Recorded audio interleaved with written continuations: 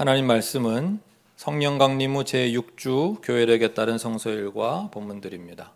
사무엘하 5장, 시편 48편, 고린도후서 12장, 마가복음 6장의 본문들이고요.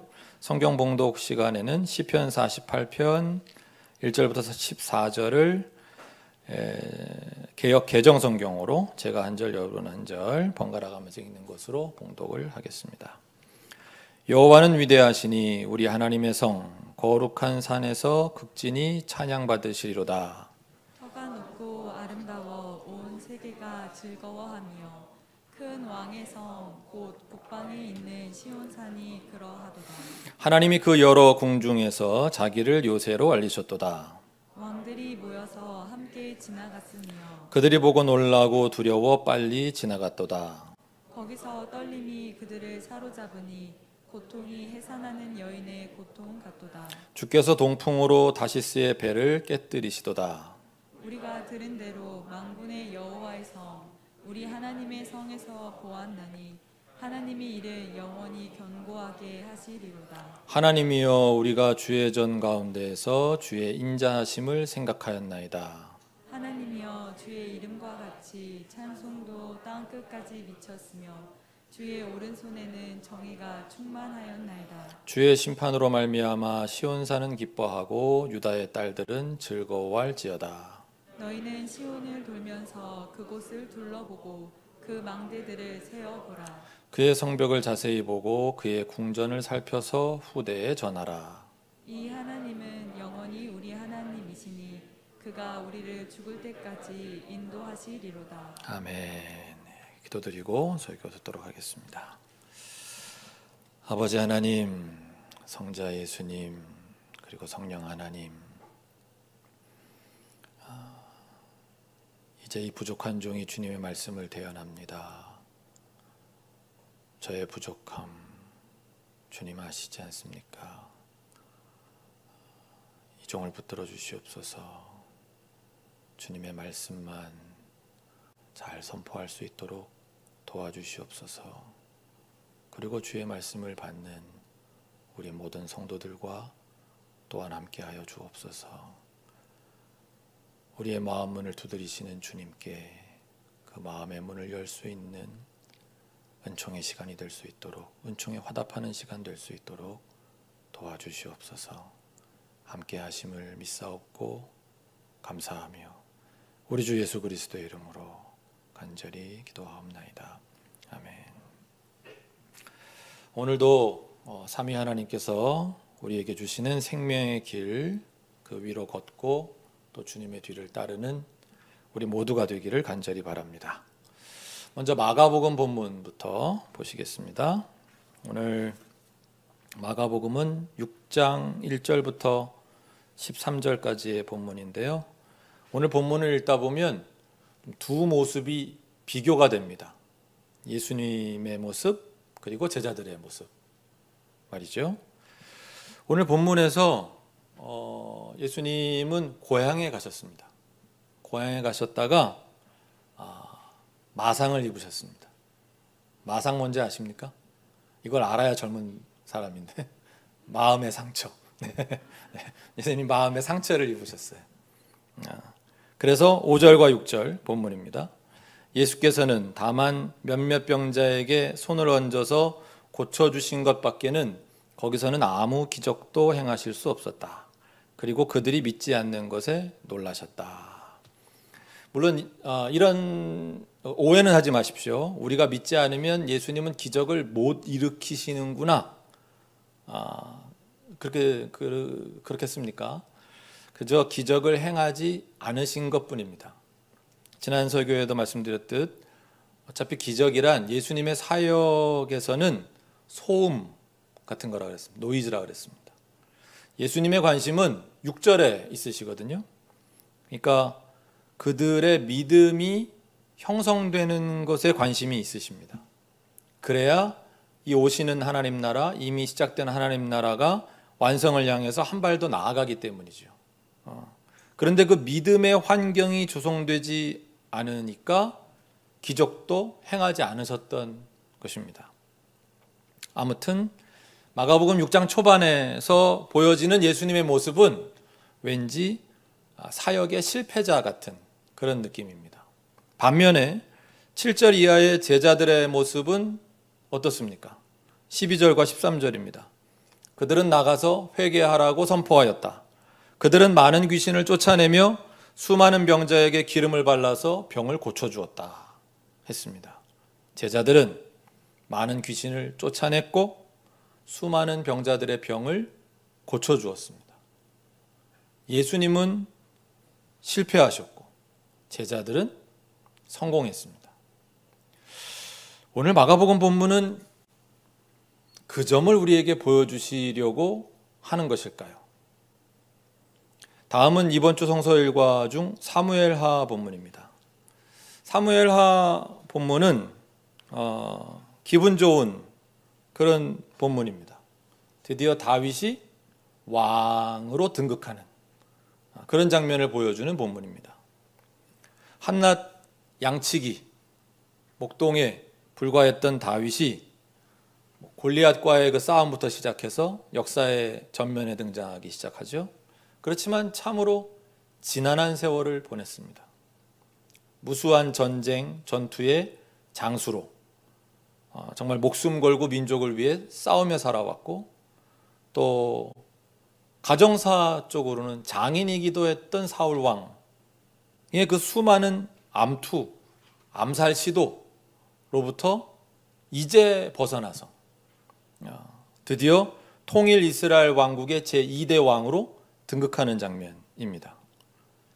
그 사무엘하 5장 1절부터의 내용을 이렇게 보시면 이스라엘의 모든 지파가 다윗을 찾아가서 다윗을 왕으로 추대하는 그런 모습을 보여주고 있습니다.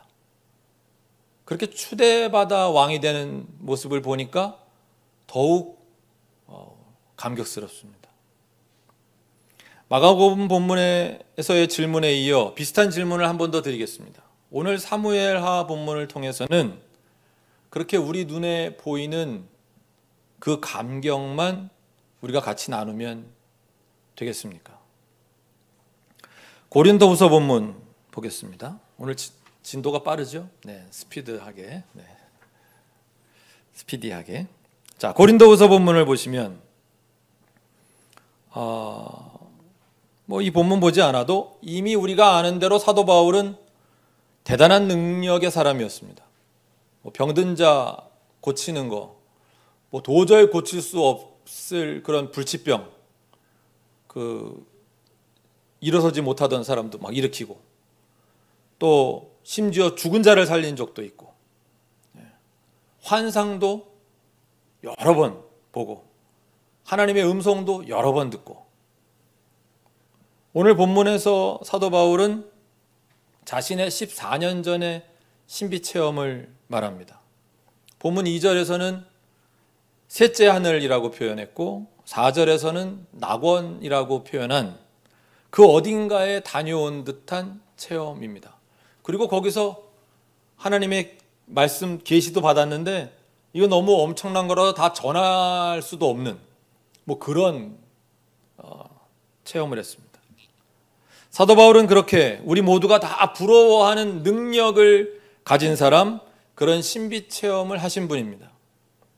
그래서 우리도 사도 바울의 이런 면들을 흠모하죠. 우리도 그런 능력을 갖고 싶고 그런 체험을 하고 싶어 합니다. 그런데 정작 오늘 본문에서 사도 바울은 우리가 진짜로 기억해야 할 내용은 그것이 아니고 좀 다른 것임을 가르쳐주고 계십니다. 우리 6절부터 한 절씩 번갈아 가면서 읽겠습니다. 새번역 성경으로 제가 먼저 시작합니다. 내가 자랑하려 하더라도 진실을 말할 터이므로 어리석은 사람이 되지는 않을 것입니다. 그러나 자랑은 삼가겠습니다. 그것은 사람들이 내게서 보거나 들은 것 이상으로 나를 평가하지 않게 하려는 것입니다. 내가 받은 엄청난 계시들 때문에 사람들이 나를 과대평가하는지도 모릅니다. 그러므로 내가 교만하게 되지 못하도록 하나님께서 내 몸에 가시를 주셨습니다. 그것은 사탄의 하수인이라고 할 수 있는데 그것으로 나를 치셔서 나로 하여금 교만해지지 못하게 하시려는 것이었습니다. 나는 이것을 내게서 떠나게 해달라고 주님께 3번이나 간청하였습니다. 그러나 주님께서는 내게 이렇게 말씀하셨습니다. 내 은혜가 네게 족하다. 내 능력은 약한 데서 완전하게 된다. 그러므로 그리스도의 능력이 내게 머무르게 하기 위하여 나는 더욱더 기쁜 마음으로 내 약점들을 자랑하려고 합니다. 그러므로 나는 그리스도를 위하여 병약함과 모욕과 궁핍과 박해와 곤란을 겪는 것을 기뻐합니다. 내가 약할 그때에 오히려 내가 강하기 때문입니다. 아멘. 사도 바울께서는 하나님께서 주신 능력이나 신비 체험을 자랑할 수도 있지만 자랑하지 않겠다, 삼가하겠다, 그렇게 6절에 말씀을 했습니다. 여기서 잠깐 샛길로 이렇게 나갔다가 다시 오겠습니다. 사도 바울은 자랑하지 않겠다고 한 신비 체험. 그런데도 우리는 바울의 그 신비한 영적 체험에 관심이 많습니다. 왜 그런가?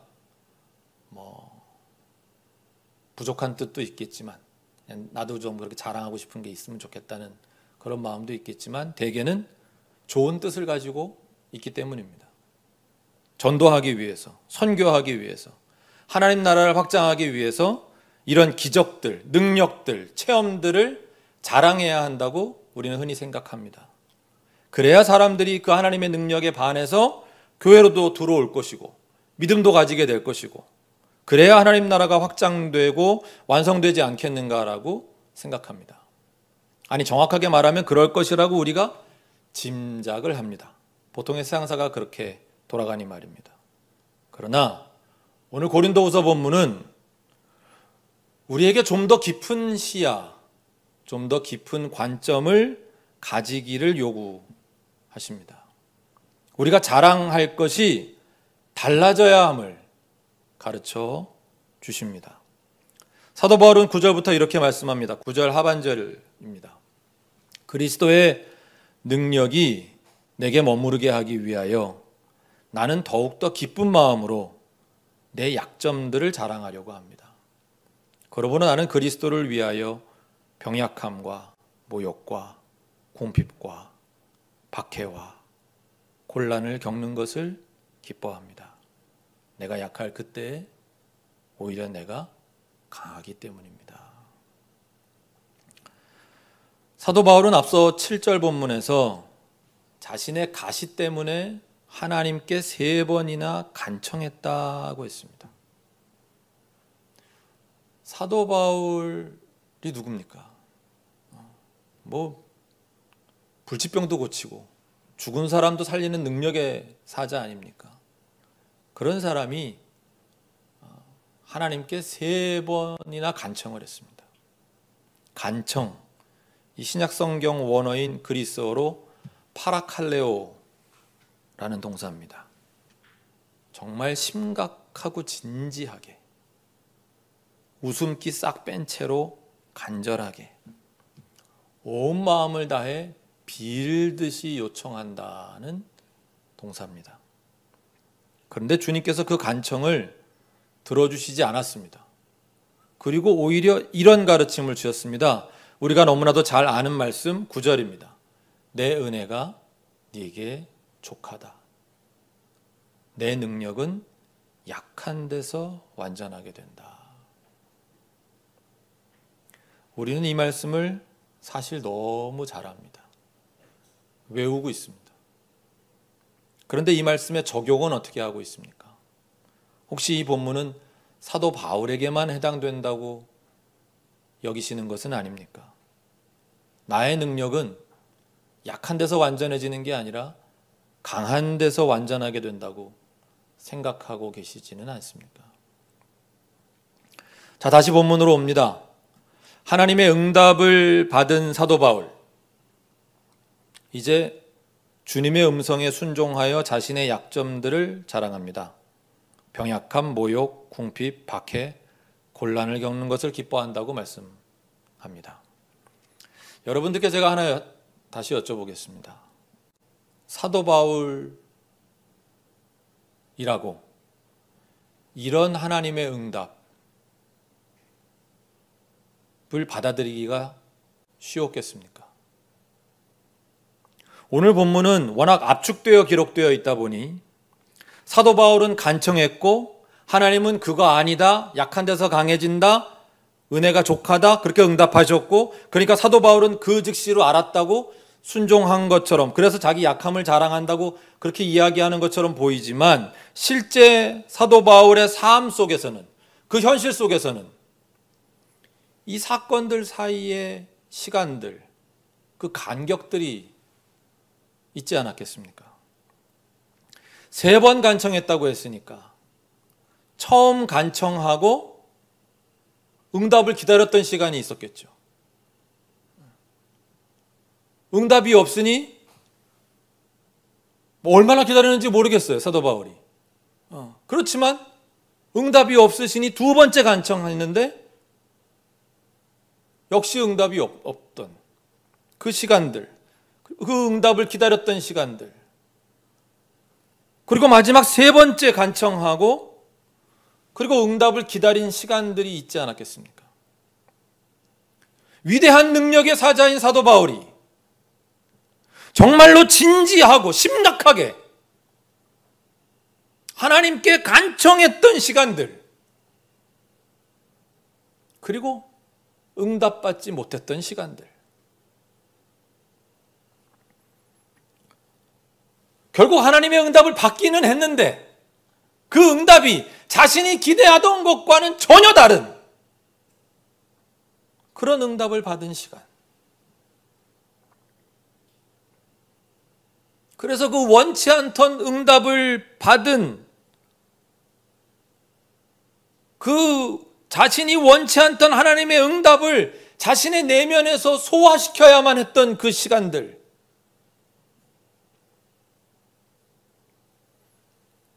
그리고 이제 이렇게 고린도 교회를 위한 편지에서 자신의 그 체험을, 그 간증을 덤덤하게 기록하기까지의 그가 살아온 시간들, 우리가 그 전체를 이 본문의 행간에서 짚어본다면 제 생각에는 아무리 사도 바울이라 하더라도 그도 우리와 같은 성정을 지닌 한갓 인간일진데 하나님의 이런 응답, 하나님의 이런 결정을 받아들이기가 결코 쉽지 않았을 것이다. 여러분 생각은 어떠십니까? 따라서 오늘 우리에게는 바울이 순종한 이유, 하나님께 좀 되물어 볼 수 있지 않습니까? 아니, 은혜가 안 족하다고요. 지금 이 가시를 좀 제거해 주셔야겠는데요? 라고 할 수 있지 않습니까?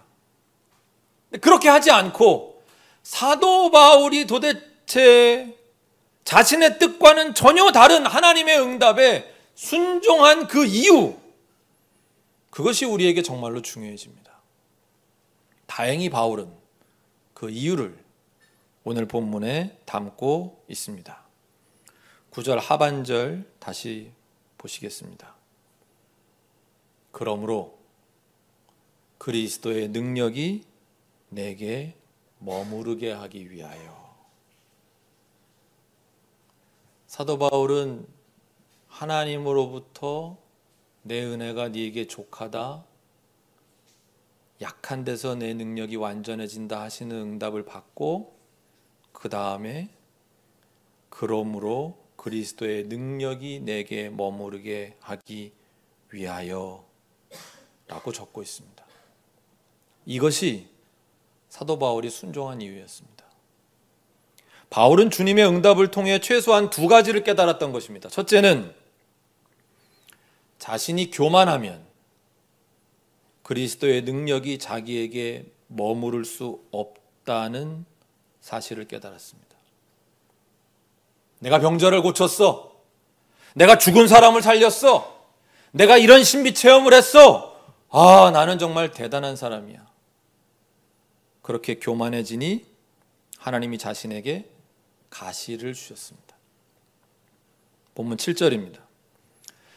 내가 받은 엄청난 계시들 때문에 사람들이 나를 과대평가하는지도 모릅니다. 그러므로 내가 교만하게 되지 못하도록 하나님께서 내 몸에 가시를 주셨습니다. 가시, 그리스어로 스컬롭스입니다. 땅에 박는 말뚝 또는 그를 끊임없이 짜증나게 하는 가시라는 뜻입니다. 도저히 제거가 불가능한 날카롭고 고통스러운 어떤 것이라는 의미를 담고 있습니다. 사실 사도 바울은 본문 7절에 나와 있는 것처럼 자신이 받은 엄청난 계시들 때문에 과대평가, 즉 그리스어로는 공중에 둥둥 떠다니는 듯한, 우리도 왜 칭찬을 많이 받고 막 그러면 내 발이 지금 땅에 붙었는지 떨어졌는지 그럴 때 있지 않습니까? 사도 바울 자기의 상태가 그랬다는 겁니다. 그렇게 공중에 둥둥 떠다니는 듯한 교만에 놓여 있었습니다. 그러던 바울을 하나님께서는 땅으로 끌어내려서 말뚝으로, 가시로 그를 땅에 박아버리신 겁니다. 그렇게 하셨다는 겁니다. 지금 사도 바울 얘기가. 왜요? 왜 하나님이 그렇게 하셨어요? 그가 너무 교만해질까 봐. 교만이 무엇입니까? 교만은 죄의 원형입니다. 원죄입니다. 가장 큰 죄라고 할 수 있습니다. 그런데 우리는 교만을 너무 대수롭지 않게 생각합니다. 그냥 자신감 정도라고 생각하고 내 자존감이라고 생각을 합니다. 여러분, 자존감과 교만이 같습니까?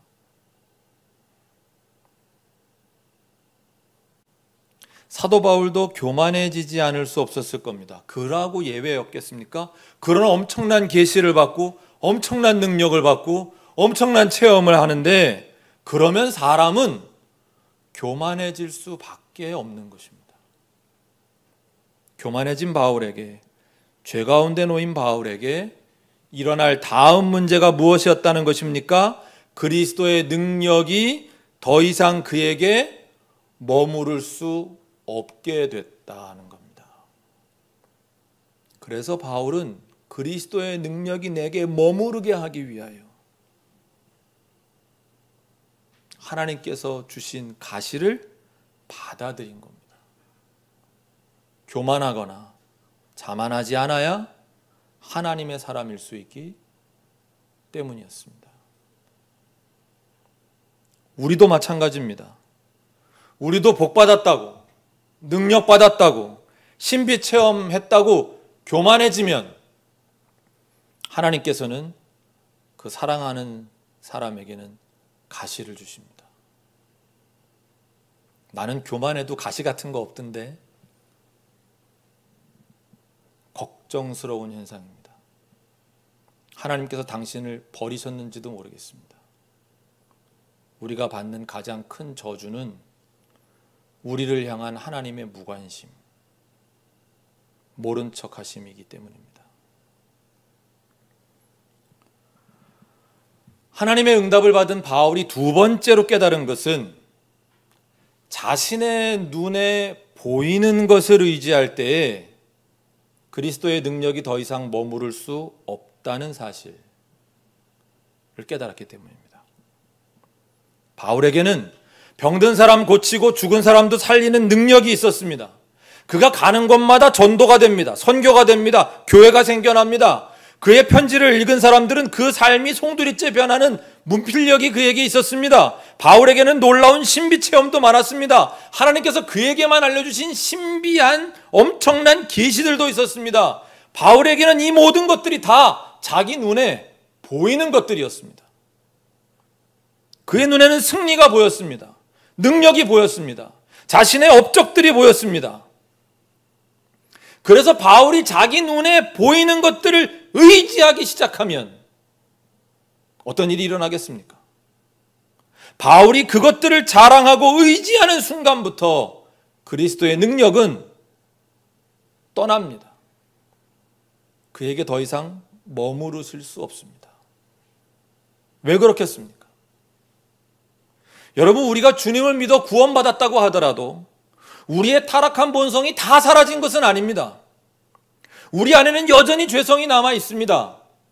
그래서 칭의, 거듭남 이후에 우리는 성화, 거룩한 그리스도인의 삶을 살아야 하는 것이 아닙니까? 그렇기에 우리가 구원받았다 하더라도 우리의 죄성이 우리 안에서 다 사라진 것은 아니기에 우리가 우리 눈에 보이는 그 어떤 것을 의지하는 순간부터, 그것을 자랑하는 순간부터 우리는 더 이상 우리 눈에 보이지 않으시는 하나님을 의지할 수 없게 됩니다. 의지하지 않습니다. 그것이 우리의 죄성입니다. 눈에 보이는 내가 의지할 만한 것이 있는데, 믿을 만한 것이 있는데 눈에 보이지 않으시는 하나님을 의지한다? 하나님을 믿는다? 아니요, 우리는 그럴 수 없는 사람들입니다.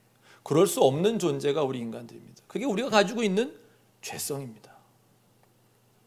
사도 바울은 그것을 깨닫게 된 것입니다. 그래서 10절에 그가 이렇게 이야기하는 겁니다. 9절 10절 보여주세요. 자신이 10절에 있는 그 병약함, 내가 병약함이 아니라 건강함을 자랑하는 순간부터 더 이상 하나님을 믿고 신뢰하지 않을 것이라는 것을 그는 깨달은 것입니다. 자신이 모욕이 아니라 사람들의 칭찬을 자랑하는 순간부터 더 이상 하나님을 믿고 신뢰하기보다 사람들의 눈을 의식하는 삶을 살 거라는 걸 깨달은 것입니다. 왜요? 하나님은 눈에 보이지 않으시고 사람들은 당장 눈앞에 있기 때문에. 자신이 궁핍이 아니라 풍족함을 자랑하는 순간부터 필요를 채우실 하나님을 믿는 것보다 눈에 보이는 그 풍족함을 의지하게 될 것임을 그는 깨달은 것입니다. 박해가 아니라 세상으로부터 환영받는 사람이 되었음을 자랑하는 순간부터, 곤란을 겪음이 아니라 세상 사람들과 너무나도 자연스럽게 잘 어울리는 인생을 살게 되는 순간부터 더 이상 눈에 보이지 않으시는 그 하나님을 믿고 신뢰하고 의지하며 살지는 않을 것이라는 것을 그는 깨달았기 때문에. 그래서 그는 그리스도의 능력이 내게 머무르게 하기 위해서 더욱더 기쁜 마음으로 자신의 약점들을 자랑하려 한다고. 내가 약할 그때 오히려 내가 강하다고 그렇게 고백하고 있습니다.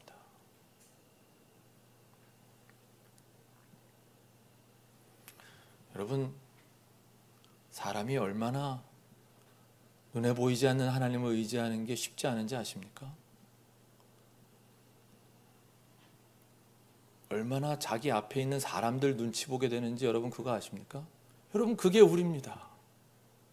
그게 우리예요. 우리는 하나님밖에는 바라볼 수 없는 상태가 되어야, 하나님 외에는 아무것도 의지할 수 있는 게 없어야, 그래야 하나님 바라보고 그래야 하나님 믿고 그런 존재들입니다.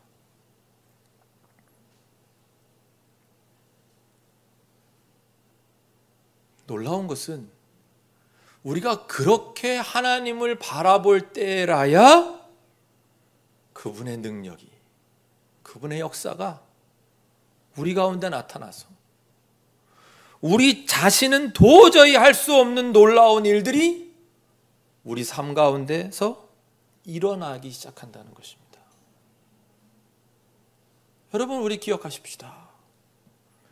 우리 눈에는 보이지 않으시는 바로 그 하나님이 목동에 불과하던 다윗을 왕으로 세우신 그 하나님이시라는 사실 말입니다. 바로 그 하나님이 예수님의 제자들에게, 그 형편없는 사람들에게조차 귀신을 쫓아내고 병을 치유할 권능을 주시는 분이심을,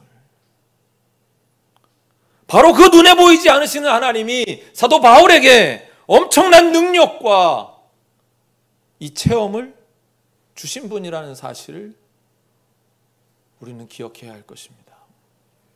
그래서 사도 바울이 아프지만 하나님의 그 응답을 받아들일 수 있었을 것입니다. 그래야 그분의 능력이 내게 머물러 계심을 알았기 때문에. 이번 주 성서 일과 중 하나인 시 48편은 바로 그런 하나님을 찬양하는 시입니다. 찬양하는 기도입니다. 시 48편 본문이 보여주시는 것은 오직 영광을 받으실 분, 찬양을 받으실 분은 우리 하나님 한 분뿐이시다 라는 것입니다. 자세한 해설은 수요일에 하도록 하고요. 이제 오늘의 설교를 정리하고자 합니다. 이번 주 성서일과 본문들을 한 주간 묵상하시면서 우리가 절대 잊지 말아야 할 것, 그것은 우리 눈에 보이는 그 어떤 사람이나 그 어떤 능력이나 그 어떤 좋아 보이는 체험이나 그 어떤 자리나, 그게 왕의 자리나 뭐라도 그건 모두 다 우리 눈에 보이지 않으시는 하나님께로부터 온다는 사실입니다. 눈에 보이는 것에 집중하느라 그것을 우리에게 허락하신 그 눈에 보이시지 않는 그분을 놓친다면 여러분, 그것이 잘 사는 인생이겠습니까? 복의 근원, 그 구원의 근원을 제대로 알고 붙잡는 인생이 되어야 하지 않겠습니까? 내 눈에 보이는 것을 의지하는 삶을 네 글자로 우상숭배라고 하는 겁니다. 기억하십시다. 다윗의 영광도, 제자들의 능력도, 그리고 사도 바울의 체험도, 능력도, 영광도 모두 하나님께로부터 온 것입니다. 그러니 우리도 이제는 사도 바울처럼 우리의 강함이 아닌 우리의 약함을 자랑하십시다. 약한 데서 완전해지는 하나님의 능력을 사모하십시다. 하나님께서 주신 것 가지고 교만해지면 절대 안 됩니다. 교만은 절대 가볍게 여길 죄가 아닙니다. 가장 무서운 죄입니다. 내가 약할 그때에 오히려 내가 강해집니다. 하나님만 의지하기 때문입니다.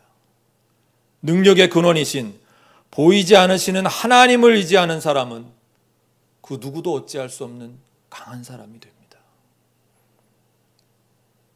사탄은 언제나 그렇듯이 우리 눈에 보이는 것으로 우리를 유혹합니다. 예수님을 유혹했던 방법 그대로입니다. 굉장히 식상한 방법인데, 2000년도 넘게 써먹은 방법인데 여전히 잘 먹힙니다. 잘 통합니다. 빵으로 유혹합니다. 먹고 사는 문제, 돈, 이런 겁니다. 기적을 일으킬 만한 능력으로 우리를 유혹합니다. 세상의 지위나 셀럽의 삶, 권력, 인기, 이런 것으로 우리를 유혹합니다. 이 식상한 사탄의 장난질에 우리 더 이상 놀아나지 맙시다. 우리가 사탄을 이길 방법은 보이지 않으시나 우리와 함께 하시는 하나님을 믿고 신뢰하는 길 외에는 없습니다. 오늘 맥주감사주일, 아까 우리 감동적인 동영상도 봤습니다만, 혹시 여러분 중에 아무리 돌아봐도 지난 반년간 감사할 거리가 없던 분이 있으십니까? 혹시 내 눈에 보이는 것만 믿고 보이는 것만 보고 하려 하셨기 때문은 아니었겠습니까? 제가 초반에 예수님 제자들의 승리만 보면 되겠느냐, 그 고생하던 다윗의 왕위 등극을 같이 기뻐하기만 하면 되겠느냐고 여쭈었습니다. 왜 그렇게 물었는지 이제는 아시겠죠? 눈에 보이는 것만 보다 보면, 눈에 띄는 것만 보다 보면 우리는 그 뒤에 정말로 영광을 받으셔야 할 뿐 눈에 보이시지는 않으나 진짜 우리에게 능력과 승리와 영광을 주신 그 하나님을 보지 못한다는 것을 깨닫게 해드리고 싶었습니다. 이번 주 성서 일과의 눈에 보이는 주인공은 왕으로 등극한 다윗, 3층 천에 다녀온 사도 바울, 그리고 귀신을 쫓아내고 병을 고친 예수님의 제자들입니다. 그러나 진짜 주인공, 눈에 보이지 않는 주인공은 우리 삼위 하나님이십니다. 왕이 된 다윗, 사도 바울, 그리고 제자들을 보면서 그들의 영광에 우리의 관심이 꽂히면 우리는 망하는 것입니다. 그러나 그들 뒤에 계신 하나님, 약함을 완전하게 하시는 하나님을 볼 수 있으면 우리는 흥하리라. 그리스도의 능력이 우리 위에 머물리라. 기도드리겠습니다.